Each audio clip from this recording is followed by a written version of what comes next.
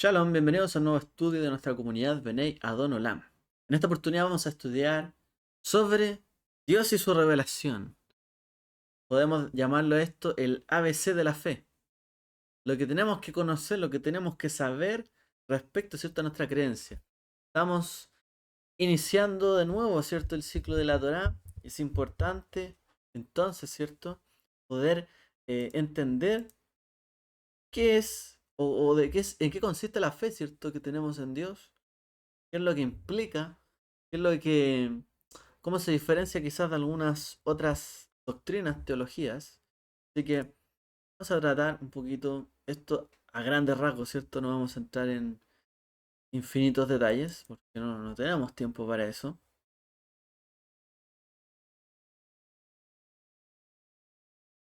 Así que vamos a esto, a ello. Eh, Vamos a tomarnos de un libro que se llama El Judaísmo Universal.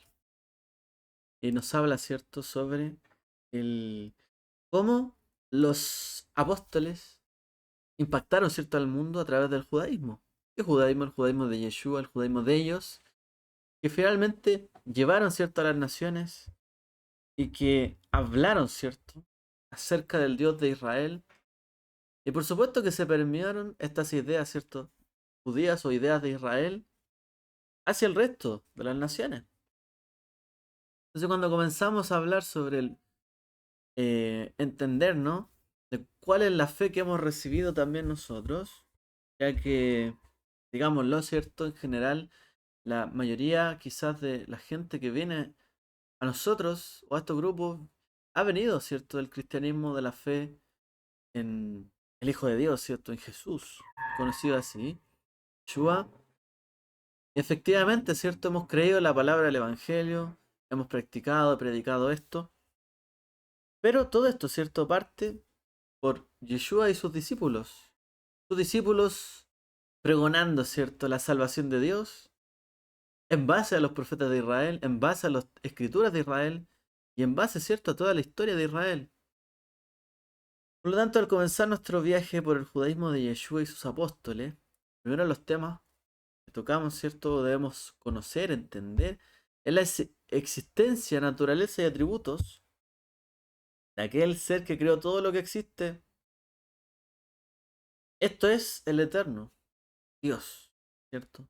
Llamado así, el Dios, el todopoderoso, Elohim, como le dice la escritura, ¿cierto? Adonai, o también, ¿cierto?, se le conoce en algunos círculos, ¿cierto?, Yahvé. Bueno, ¿en qué consiste, ¿cierto?, la creencia en él, en este Dios? Dios es la causa incausada, es decir, nadie causó a Dios. Él es el principio de todas las cosas y nadie le dio un origen a Dios. El ser primigenio que dio la vida a todo lo que existe y sin un entendimiento apropiado de cómo es Él y lo que ha revelado para nuestra vida, ningún tema posterior puede ser establecido. La ciencia que se ocupa del estudio de Dios se llama, ¿cómo se llama? Dios en griego, Theo, Theos, ¿cierto? Y el estudio de sería, siempre termina en ogía, ¿cierto? Teología, la teología. El estudio de Dios, la teología. La teología define como la ciencia, se define como la ciencia que estudia acerca de Dios, su existencia, atributos, propósitos, etcétera. Y son temas de las distintas ramas de la teología. Pero, ¿en realidad existe una ciencia capaz de estudiar al único ser inmortal, infinito, eterno, creador de los cielos y de la tierra? ¿Habrá una ciencia que podrá investigarlo? Bueno, ciertamente es imposible estudiar el todo de Dios, ya que Él llena todo, es el creador de todo, y sus pensamientos, como sabemos, por lo tanto, mucho más superiores al de uno. O sea, si hoy día el hombre ha podido llegar a la luna o al espacio, es porque hay muchas personas que han trabajado, aprendido, desarrollado alguna ciencia y el aporte de todos ha permitido eso. Pero aquí hay uno, un ser único, que hizo los cielos y la tierra y todo lo que conocemos. O sea, está mucho más allá de nuestro entendimiento.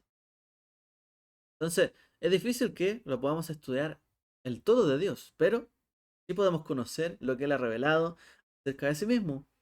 Los medios de revelación primarios son, ¿qué cosa? La creación, la naturaleza y también la escritura o la palabra de Dios inspirada por Él. ¿Cómo conocemos a Dios? A través de la creación, la naturaleza y las escrituras.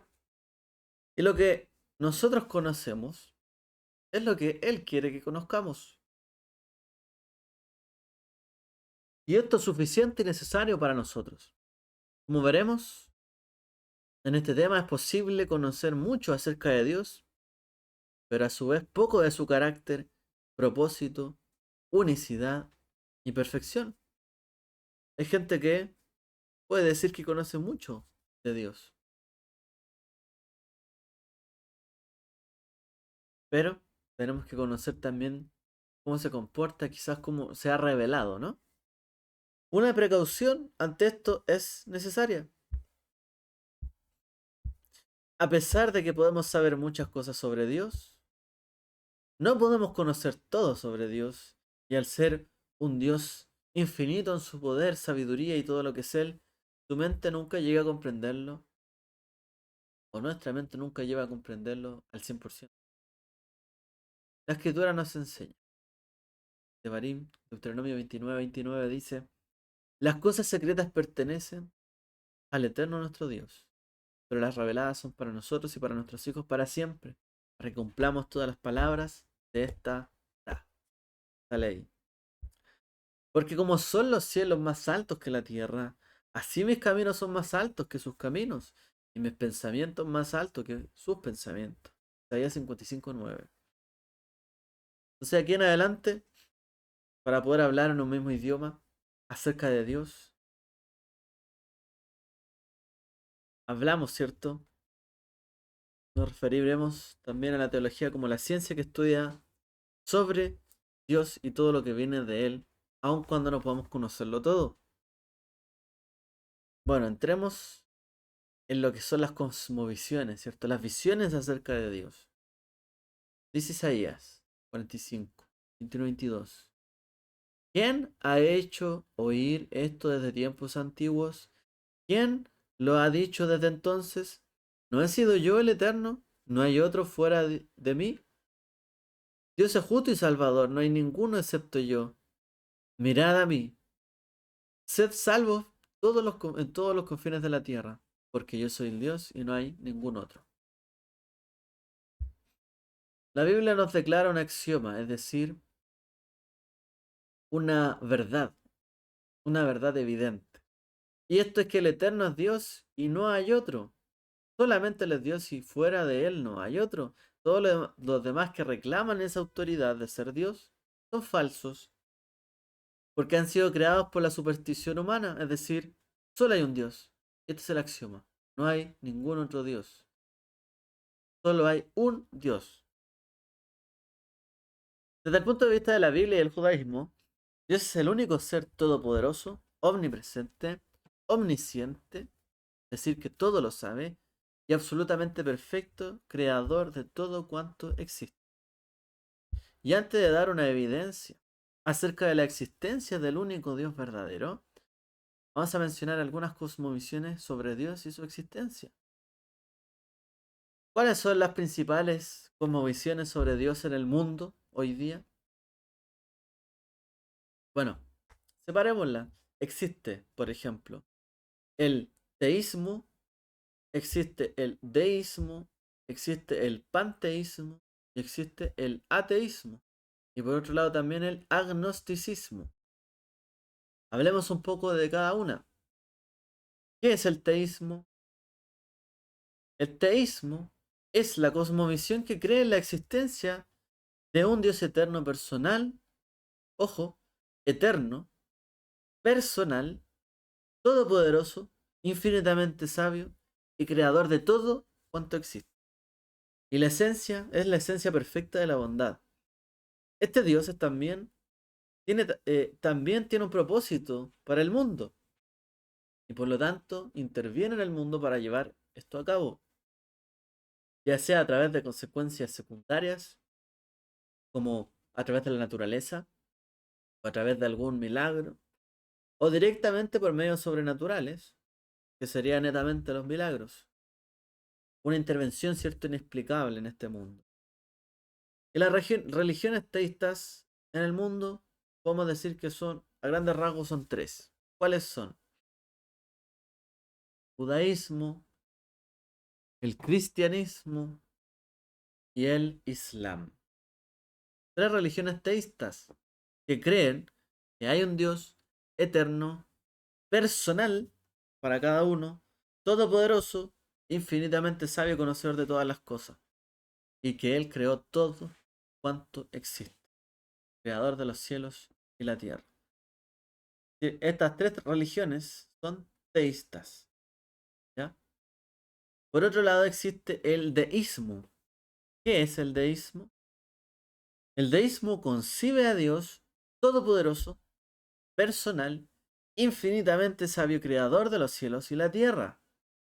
¿Cuál es, por lo tanto, la diferencia con el teísmo? El deísmo se diferencia del teísmo en que cree que Dios creó el universo y luego lo dejó todo a su suerte y ya no interviene en él. Es decir, es un Dios que creó todo y nunca interviene en el mundo. O sea, se abstrae, ¿cierto?, del mundo de intervenir en él.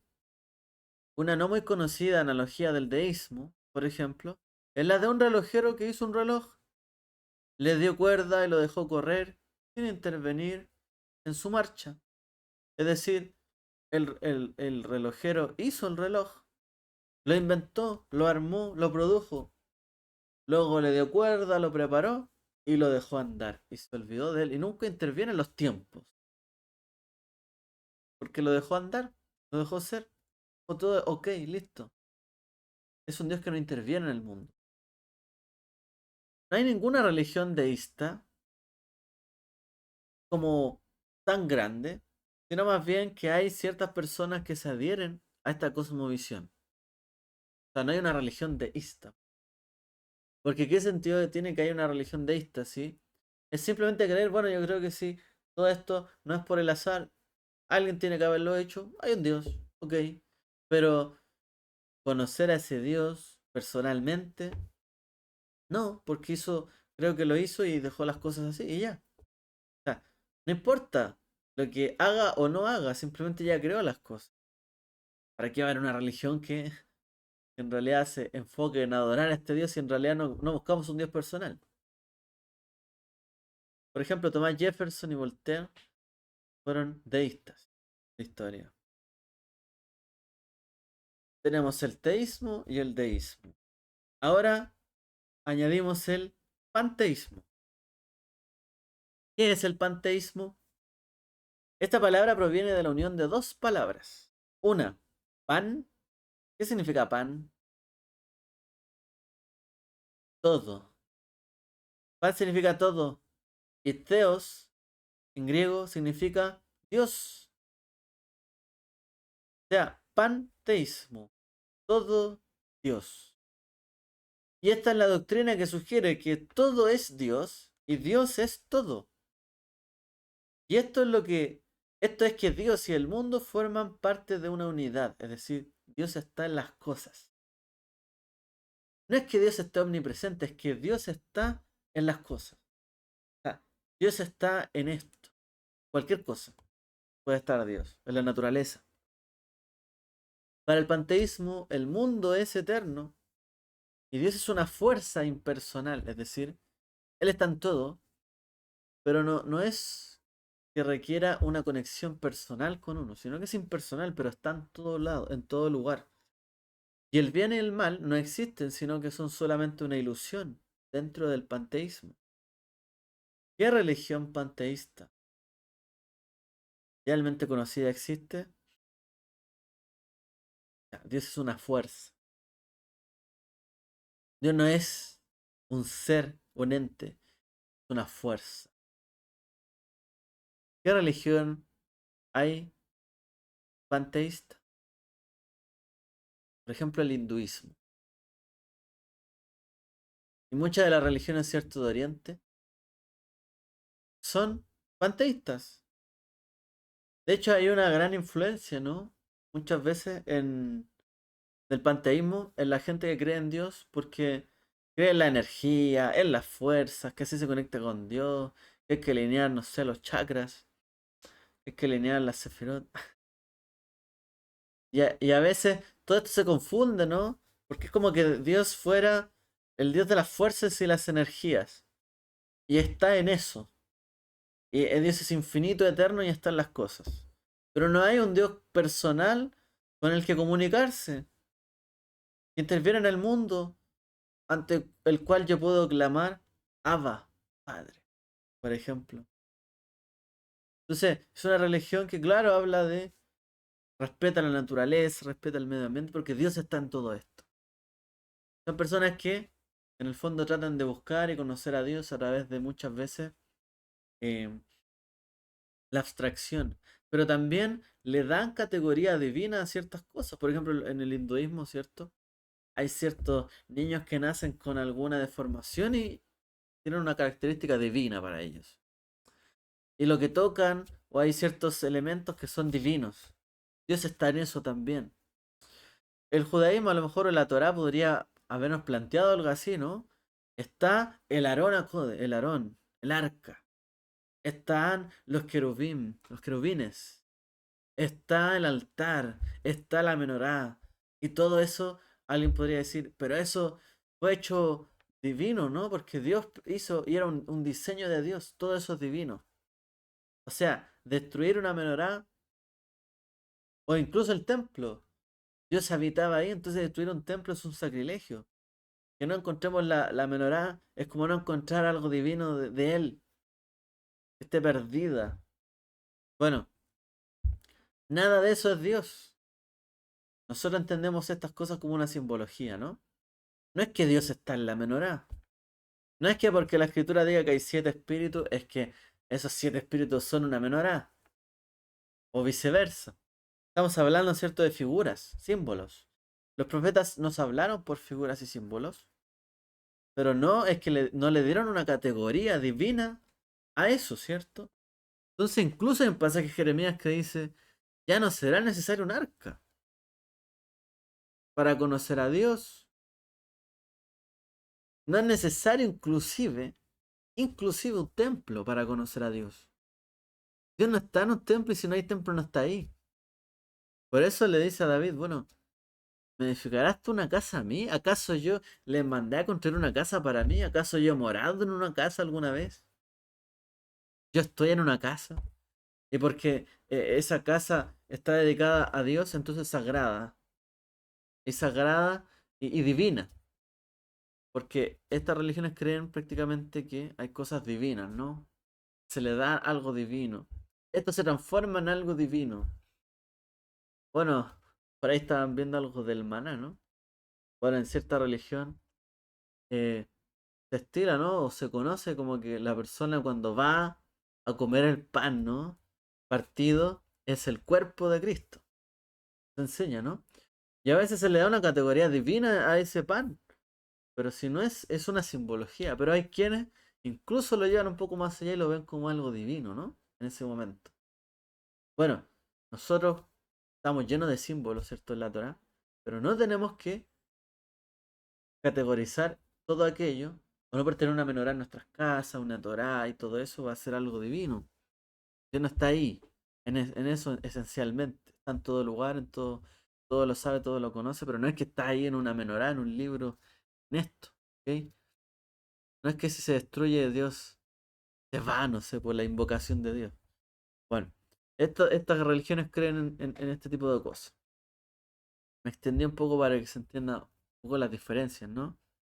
Y que es importante entender esto para interpretar las escrituras de una manera teísta. Hay otra cosmovisión que se llama el ateísmo. Y esta es la cosmovisión que no acepta la existencia de un ser supremo, todopoderoso, inteligente. Es decir, no hay Dios. El ateísmo no cree que hay un Dios. No cree que hay un ser todopoderoso, supremo, omnisciente. Y uno se preguntaría, pero ¿cómo va a haber alguien que no cree que hay un Dios? Pues si Dios está oculto, Dios está oculto, alguien puede decir, demuéstrame que Dios existe. ¿Cómo te demuestro? Si alguien me desafiara aquí y dijera, demuéstrame que Dios existe, ¿podría yo demostrar de alguna forma que Dios existe? Dios está oculto. Si es que Él hizo los cielos y la tierra, ¿quién lo vio? ¿Quién lo sabe? ¿Quién lo escuchó? ¿Quién estuvo ahí? ¿Quién podría dar testimonio de aquello? No hay, no hay un testimonio, no hay un testigo. De hecho, en este mismo sentido, ¿cierto? En la escritura, el único que es testigo es el que estuvo con Él en el principio, ¿no? Todas las cosas. Que da fe de Él. Y al que después se le llama el unigénito del Padre, ¿no? Bueno, no hay un Dios, dice el ateísmo. Y de hecho las probabilidades hoy día, ¿cierto? O sea, hablando de las últimas teorías científicas y que se plantean sobre el destino, la suerte, el libre albedrío, etcétera, ¿hay o no hay un Dios? La verdad es que no se puede demostrar nada, ni que hay ni que no hay. Todavía está en la nebulosa. Hay ciertas teorías, ¿cierto? Que podrían ir hacia ese lado, de que existiera un Dios, pero en realidad hay que remontarlo todo a los orígenes. Y hoy día recién estamos conociendo que los orígenes que creíamos conocer no eran tan así. Pueden haber existencia de muchas más dimensiones y cosas que cambian las cosas, que distorsionan nuestras creencias de lo que es la suerte, las probabilidades. Solo por decir algo. Uno puede creer que hay algo que puede andar en línea recta siempre. En el mundo de las probabilidades y el azar o en el mundo subatómico, eso no existe. Sencillamente hay patrones de hechos que digamos que nunca son el mismo, pero que finalmente trazan un camino, como que el destino es un camino que se traza entre miles y millones de posibilidades. ¿Alguien puede predecir el destino? No se puede, según la ciencia todavía. Y por lo tanto, que la ciencia afirme, si se pudiera conocer el destino, como dijera Newton, por ejemplo, de que yo sé que algo va a caer, ¿cierto? De arriba por la ley de la gravedad, y si yo calculara todos los elementos y supiera la fuerza de todas las cosas, podría calcular perfectamente cualquier suceso. Si yo conociera la fuerza y pudiera medirle, conociera la posición indicada, la velocidad, la aceleración y todo. Pero en la ciencia hoy día eso no es así. Entonces, él era un teísta, de hecho, Newton, porque creía en la determinación de las cosas. También Dios tenía las cosas determinadas. Pero resulta que hoy día nos damos cuenta en el mundo cuántico de que no es así. No existe una línea trazada del destino, sino muchas y millones de posibilidades. O sea, hay una posibilidad concreta de que yo haga así y atraviese hacia el otro lado de mi mano. Y eso es perfectamente posible. Hay cosas que hoy día les vuelan los sesos, ¿no? A la gente estudiosa. Pero que hoy día no se puede afirmar toda ciencia, es decir, hay un Dios o no hay un Dios. Porque también podría ser que a lo mejor lo que nosotros pensamos de la lógica de Dios no sea como nosotros lo creemos. Y la Biblia también lo plantea, ¿no? O sea, sus pensamientos no son como los míos, yo estoy mucho más allá. Entonces, no porque alguien diga, ah, pero si entonces las cosas no pueden determinarse, no hay un Dios, tampoco es cierto. También puede haber un Dios que haya planteado las cosas de esa manera y que por eso las cosas hayan fluido como han fluido hasta el día de hoy. Siempre se dan las cosas concretamente con más probabilidad en el mundo, pero también pueden haber fallos dentro de esa lógica. Lo dejo ahí, para no profundizar mucho más ahí en temas científicos. Pero no se puede afirmar a ciencia cierta Dios existe o Dios no existe. En esto quiero ser también. Yo sé que hay muchos que dicen la ciencia demuestra que Dios existe. Y dan uno otro argumento, esto aquí, esto acá, esto allá. Sí, Por supuesto que la ciencia puede hablar de Dios, porque Dios es el que creó los cielos y la tierra. O sea, todo revela a Dios, pero Dios está oculto. No es demostrable su existencia por el mero hecho de observar las cosas. Se puede intuir. Hay algo que dentro de nosotros nos llama a reconocerlo. Pero la lógica todavía no ha logrado demostrar esto. Y quizás nunca lo haga. Porque quizás Dios no está sometido a la lógica de este universo. ¿Cómo lo hay? Hay otra cosmovisión que se llama el agnosticismo. El agnosticismo es una escuela de pensamiento que enseña que no podemos saber si Dios existe o no. Es un poco lo que estaba planteando yo, ¿no? O sea, no podemos saber si existe o no. Entonces el agnóstico no es lo mismo que un ateo. La diferencia entre un ateo y un agnóstico es su respuesta a la pregunta, ¿Dios existe? El ateo diría, no, no existe. Y el agnóstico diría, no lo sé. Puede que sí, puede que no. No lo sé. De hecho, esto es una respuesta bastante sensata. No lo sé. Muchos de nosotros quizás alguien le podría preguntar en algún momento de su vida, ¿y usted cree en Dios? ¿Que existe? No lo sé, no lo conozco. Momento en que dio conocerlo. Y como decíamos en la mañana, cuando queremos conocer a Dios, cuando le buscamos, Él puede ser hallado. Y en ese momento que Él se revela, porque el propósito de Dios también a través de la creación es revelarse, y revelarse para su gloria, y no solo para Él, sino para que nosotros podamos conocerle a Él. O sea, las cosas fueron creadas para que Él se revele a nosotros.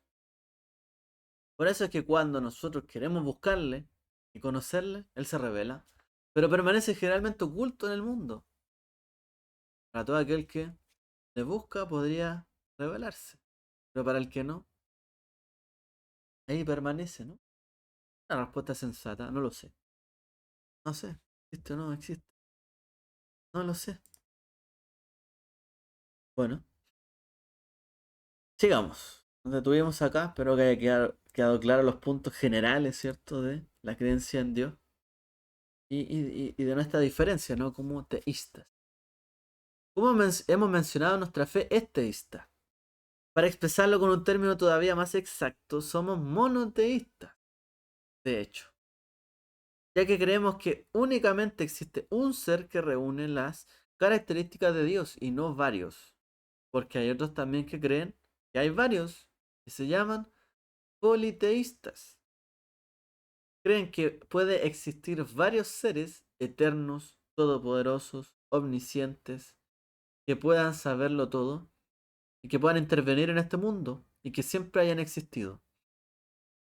Nosotros creemos que solo uno reúne estas características. Y una de las máximas de nuestra fe en Dios es su infinito poder expresado en la creación del universo. Esto es, que nosotros creemos que el eterno Dios de Israel hizo todas las cosas que existen, tanto visibles como invisibles. Hoy día el universo, o sea, el mundo científico no sabe qué es la materia oscura, qué es la energía oscura, y no tenemos ni idea lo que es, y de hecho, esa es la razón por la que todavía hay muchas incógnitas. En el universo usted ve la materia, usted ve esto, pero resulta que el universo no está compuesto solo de materia, está compuesto de materia oscura y energía oscura. Y de hecho, la materia y la energía oscura son un porcentaje mayor que la materia. Usted en este mundo ve materia, pero fuera, en el universo, usted dice hay un vacío. No, no hay un vacío. Hay materia oscura y energía oscura. Y como todavía no sabemos qué son, ni cómo se mueven, ni de qué se tratan, no podemos meterlo en una fórmula. Entonces las últimas gran ecuaciones, ¿no? De Einstein, por ejemplo, es igual a mc al cuadrado, ¿cierto? La energía es igual a la masa por la velocidad de la luz al cuadrado. Nos ayudó a entender muchas cosas, pero no le explica todo. No lo explica todo. Y Dios creó tanto las cosas visibles como las invisibles. Todavía no sabemos. No tenemos ni idea. Lo único que sí sabemos, y esto es la última gran descubrimiento de la historia, es que existen otras dimensiones.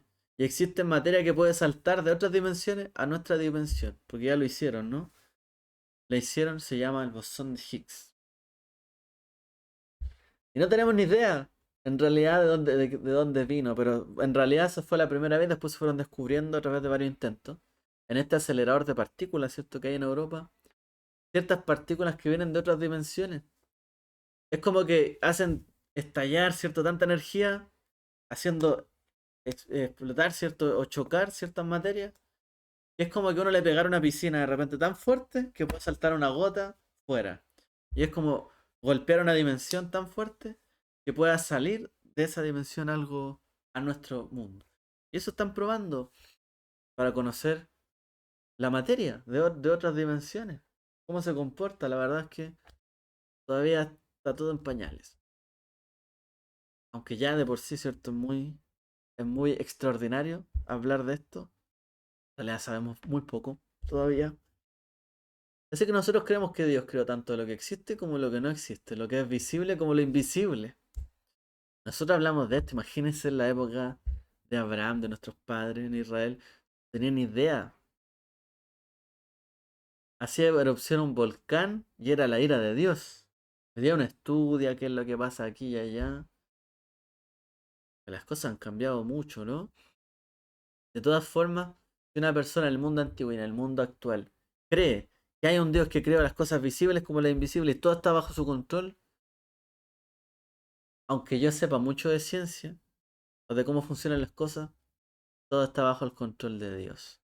Y eso lo puedo saber en este mundo, si es que hay una erupción hoy día, o en el mundo antiguo, si había una erupción en aquel entonces. Todo está bajo el control de Dios.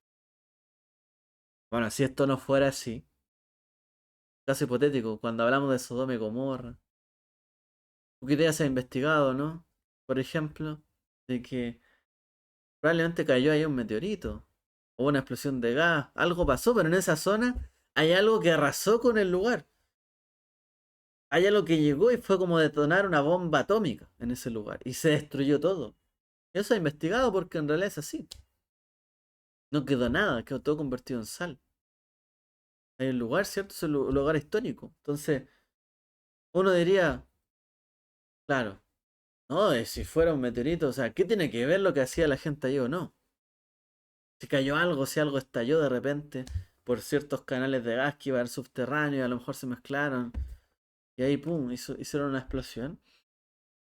Pero ¿qué vieron allá en el mundo antiguo? Bueno, los castigó Dios por X y tal cosa. Y el día, a lo mejor alguien podría decir, oye, que prehistórico, ¿no? Que piensen así. Pero para nosotros que creemos en Dios, que creo tanto las cosas visibles como invisibles, todo está bajo su control, las cosas pasan por algo. Y nada sale del control de Dios. Y aunque hoy día podríamos explicar las cosas científicamente, nada escapa del control de Dios. Lo visible ni lo invisible. ¿Ok? Parte de nuestra fe. El profeta Jeremías nos dice, capítulo 10, 12, 13.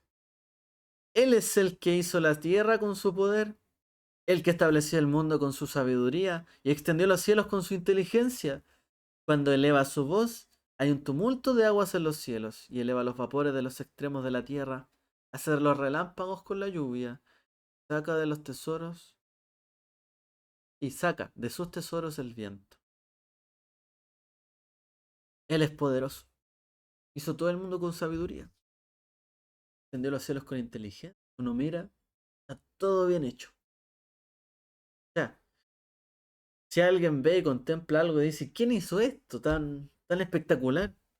Miremos nomás alrededor, maravillémonos y después pensemos, cuando miro los cielos y contemplo, ¿cierto? El firmamento. ¿Quién hizo esto? El Eterno, ¿cierto? Que creemos en Dios. Como describe Rambam, Rabbi Moshe ben Maimón, uno de los sabios respetados, ¿cierto? Dentro del judaísmo, El fundamento principal y pilar de toda sabiduría consiste en saber que hay un ser primigenio que hizo ser a todo lo que es. Es el principio y pilar de todo, saber que hay un Dios. De hecho, temer a Dios, dice el temor a Dios es el principio de la sabiduría. Bueno, para temer a Dios primero hay que saber que hay un Dios. Y luego de saber que hay un Dios, ¿qué viene? Bueno, que este Dios es capaz de hacer todo esto que estoy viendo alrededor. Y si es capaz de crearlo todo y hacer todas estas cosas que... O sea, yo estoy en la orilla del río, me sube un poco el río, me inunda, me destruye todo. Estoy cerca de un volcán, ese tema erupciona y me destruye. Viene un terremoto, viene y me destruye. Hasta un árbol me puede caer encima y se acabó todo. Si hay un Dios que tiene tanta fuerza y fortaleza y poder, hizo todo esto, lo mejor le tenga temor. Que tenga respeto de aquel que hizo todo esto. Ese es el principio de la sabiduría. El pensamiento teísta enseña que hay tres líneas de evidencia principales para conocer la existencia de Dios, así como los aspectos básicos de cómo es Él. El fundamento del teísmo yace en tres argumentos filosóficos sobre la existencia de Dios, los cuales son el argumento cosmológico, es decir, el origen, el argumento del origen de las cosas, la cosmología, el origen de el Génesis 1, por ejemplo. El argumento teleológico, que sería a partir del diseño, que Dios hizo y estableció un diseño en las cosas. Y el argumento axiológico, que es decir, que hay una ley moral universal. O sea, por lo tanto, si hay una ley moral universal, si es bueno dejar vivir y no matar, hay un Dios cierto que determina que hay una moral. No se puede hacer lo que queramos en este mundo, en este universo. Que hay un Dios, por lo tanto, nuestras acciones tienen un peso y consecuencia. Por otro lado, las cosas que existen tienen un diseño. Pero si es fácil saberlo, es cosa de mirarse uno. ¿Por qué tenemos 5 dedos, no 4, no 3, no 2, no 1? Hay diseño, ¿cierto? Hay un propósito. Y también que hay un origen, ¿no? Hay una forma en que Dios hizo todo esto. Desde un propósito. Esos son parte, ¿cierto?, de los tres argumentos más fuertes del teísmo. Vamos a ver uno de estos, que es el argumento racional más fuerte para proveer la evidencia de la existencia de un Dios. Del Dios teísta, ¿no? Del Dios personal que interviene en el mundo, que creó todo. Es el argumento teleológico. De esto, ¿cierto? Vamos a hablar a continuación. Es decir, que hay un diseño. Como hay un diseño, hay un creador. Este argumento teleológico se desarrolla a partir del diseño propósito que vemos en la vida y en el universo.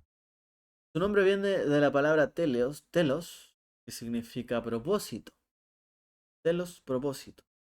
El argumento señala que todo diseño necesita un diseñador. Y cuanto más complejo y sofisticado es algo, sí tiene que ser su diseñador. O sea, si yo fuera una persona con poco nivel intelectual y quisiera hacer un castillo de arena, probablemente haría una cosa horrible. Par de cerro, montada y diría, es un castillo. Si una persona inteligente que sabe construir y desarrollar, una torre, va a ser un camino, va a ser un puente, va a ser un hoyo alrededor, va a ponerle agua, ¿cierto? Después va a ser eh, la torre de vigilancia, va a empezar a construir el castillo y a lo mejor hasta por dentro hace cosas. Bueno, mientras más complejo es el diseño, ¿cierto? Así también es su diseñador. Tiene una mente más brillante, más inteligente. William Pelly sistematizó este argumento y lo ejemplificó de la siguiente manera. Si alguien encuentra un reloj en el campo, concluiría correctamente que hubo un relojero que lo fabricó debido a su claro diseño. Puede que nunca haya visto al diseñador, pero sabe que hubo uno. Es cosa de encontrarse con las cosas, el mundo, por ejemplo, y saber que hay un creador. sea, nadie que se encuentre un reloj en un campo va a decir, ah, esto nació de la tierra, de una semilla. Alguien va a saber que eso lo hizo alguien. El doctor Norman Geisler presenta este argumento a través de un silogismo, es decir, una manera ordenada de desglosar este pensamiento. ¿A qué se refiere esto? Primer punto, que todo diseño implica un diseñador. Esa es la lógica. El segundo punto es que hay un gran diseño en el universo. O sea, un diseño implica que hay un diseñador. Y aparte, el diseño del universo es bastante complejo. Por lo tanto, debe haber un gran diseñador del universo. Punto. Y mientras más grande y menos conocemos y más reconocemos que no sabemos todas las cosas de este universo, más tenemos que reconocer y saber que hay alguien que lo hizo que es más complejo y entiende las cosas de una manera totalmente fuera de nuestro entendimiento. Antes que la pluma de Peli sistematizara el argumento teleológico, este ya había sido expresado en la Biblia. David nos dice lo siguiente, Salmo 19:1. Los cielos cuentan la gloria de Dios y el firmamento proclama la obra de sus manos. Es decir, los cielos cuentan la gloria de Dios, los cielos relatan la obra de Dios. Dios es el diseñador. Y los cielos es cosa de mirar los cielos y darse cuenta de cómo Él lo diseñó. Y el firmamento, se ve, ¿cierto? Proclama toda la obra de sus manos. Las cosas que uno ve proclaman a su diseñador. En la misma línea de pensamiento Pablo escribió, ¿cierto? De la comunidad de Roma, su versión también de esto, de este argumento. Y él dice en Romanos 1:19 al 20. Porque lo que es Dios, lo que de Dios es conocido, es evidente para ellos. Pues Dios se los manifestó. Porque las cosas invisibles de Él, su eterno poder y naturaleza divina, se hacen claramente visibles desde la creación del mundo, entendiéndose por medio de las cosas hechas, de modo que son inexcusables, de Pablo. O sea, para algunos Dios se manifestó, listo, se acabó, hay un Dios. Y aparte, a través de la naturaleza, su eterno poder, ¿cierto? Y naturaleza, a través de las cosas visibles en el mundo, uno podría llegar también, dice él, a saber que hay un Dios, un creador, un diseñador. Pablo indica que tanto el poder de Dios como muchas cosas de la naturaleza, del eterno, se hacen claramente visibles, siendo entendidas por medio de las cosas hechas. El hombre no tiene una excusa por no reconocer la existencia y la bondad del eterno, según Pablo.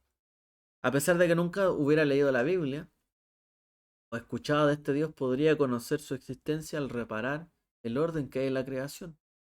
Cosa de ser un buen observador, dice Pablo. Conclusión, el diseño perfecto de esta creación solo puede ser el resultado de un ser infinitamente sabio, con un propósito, como está escrito.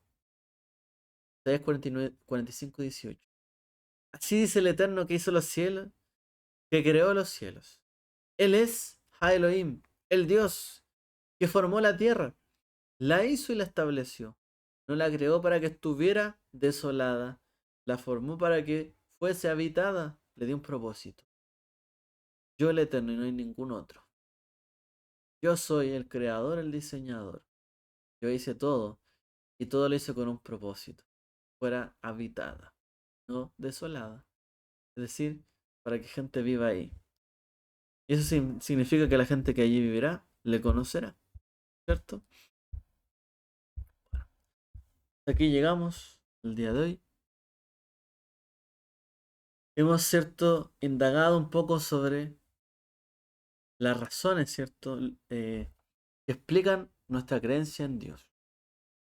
Una ABC de la fe. ¿En qué creemos? ¿Por qué creemos en Él? Otras visiones, ¿cierto?, también que hay hoy día en el mundo sobre Dios. Este argumento teleológico, ¿cierto?, del diseño, nos da bastante claridad. También como para quizás plantearnos la pregunta y planteársela a alguien más. Bueno, ¿tú crees que el mundo fue hecho al azar? sea, ¿tú crees que de verdad todas estas cosas complejas pueden ser hechas al azar? ¿Alguien inventó el internet al azar? ¿Alguien hizo un computador al azar, un teléfono al azar? ¿Alguien desarrolló una cámara al azar? A lo mejor al azar alguien descubrió algo, pero es diferente a haber hecho algo complejo. De todas formas, si alguien aún desistiera, ¿cierto?, de este argumento, de que alguien creó el diseño y lo hizo, una mente tan brillante como la de Dios, porque si alguien dice, bueno, en realidad Dios no creó al animal tal y como es, sino que hubo un desarrollo histórico eh, milenario, ¿cierto?, a través de los años, y ahí se postula el tema de la evolución, ¿cierto?, los vestigios evolutivos que hay en los animales, quizás en el ser humano, de los que se plantean, etcétera. Pues aún así, aunque alguien dijera, bueno, la Biblia cuenta como una historia, dicen algunos, en realidad hay mucha más evidencia, ¿cierto?, que muestra otra cosa. Pues aunque así fuera, y aunque hubiese tanta evidencia,